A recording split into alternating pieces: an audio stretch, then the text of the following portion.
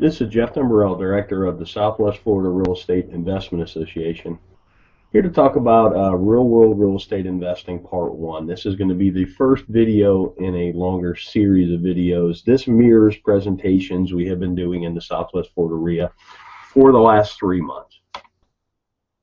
Disclosure, we're sharing our own experiences and knowledge with you. Please do your own due diligence before utilizing anything here. This is not to be construed as investment advice, and you should seek competent counsel before trying this at home.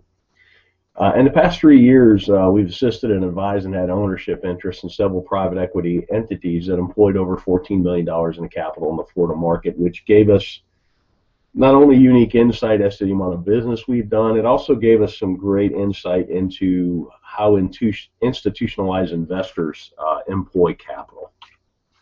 Number one key to being successful is to understand what you're there to do. In my opinion, this is the most important thing.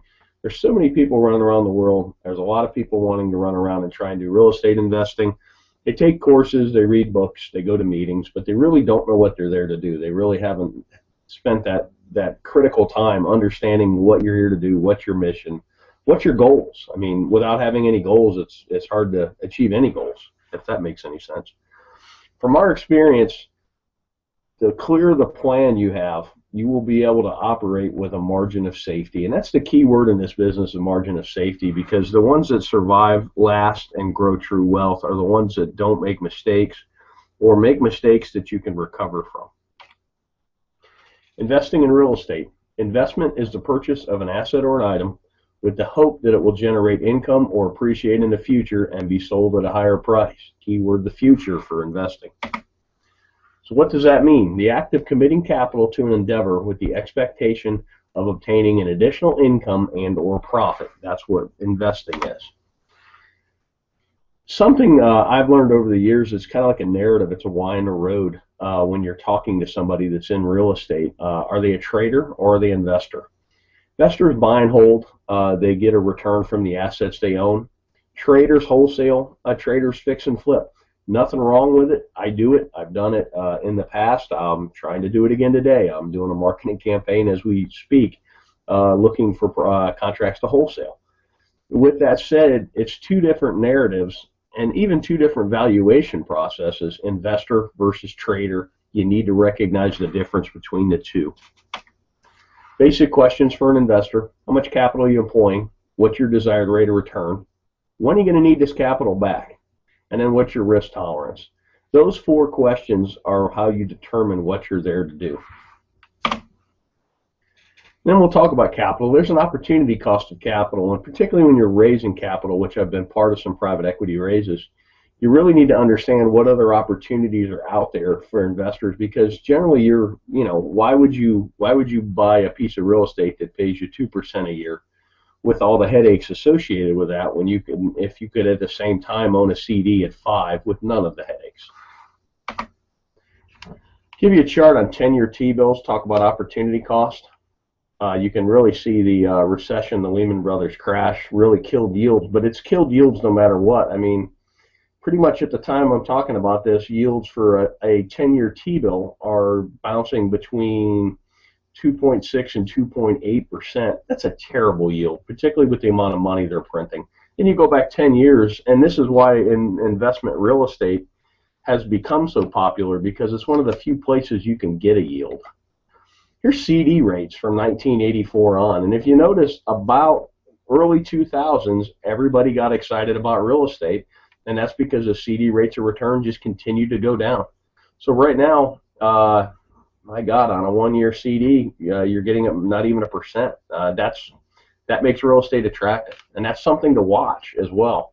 As CD rates and other rates on financial instruments go up, real estate may not appear as sexy, particularly to an investor who bought in the valley and bought right and has quite a bit of gain on the table. So opportunity costs in the real world. We already kind of talked about this. Most investors we know are looking for at least 6% a year. I know guys that are even looking for 15, and that's a cash on cash, not an internal rate of return. That would be a whole nother video that could be a whole day's worth, understanding the difference between the two. But what here I'm talking about is a yearly cash on cash return. And you got to be mindful of unrealistic expectations. I've seen people that have pitched 30% returns, and I've seen investors that are looking for 30% returns. And it's really hard to do. There's a lot of randomness and a lot of happenstance, and you're going to lose a lot more than you're going to win when you're dialing up those kind of deals. Unrealistic returns can lead to bad decision making because you seem to be chasing the golden goose instead of chasing a stable investment that pays you to own it.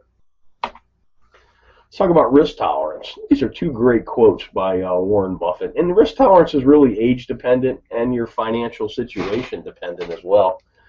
But here's a great quote. Look at the market fluctuations as your friend rather than your enemy. Profit from folly rather than participate in it. And that's most real estate investors. You're supposed to be a contrarian. I kind of put the world in, you're either a salmon or you're a lemming. You're either running with the crowd or you're running against the crowd. And here's another great one. The main danger is that the timid or beginning investor will enter the market at a time of extreme exuberance and then become disillusioned when the paper losses occur. The key is to not panic and do math-based risk assessments and then math-based evaluations and then sit down and decide what you're doing.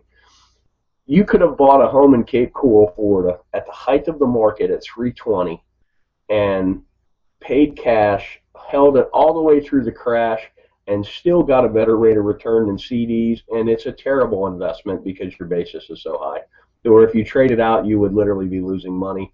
But it's sad but you actually would have outperformed the CD, and that's kind of a interesting thing. We did some case studies of people that had bought at the top and had they held and if they had mortgages, and I think that video is on our YouTube channel as well.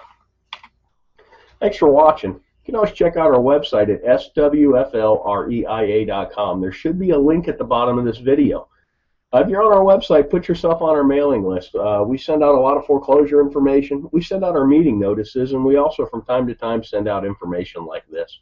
I hope this information is useful to you, and make it a great day.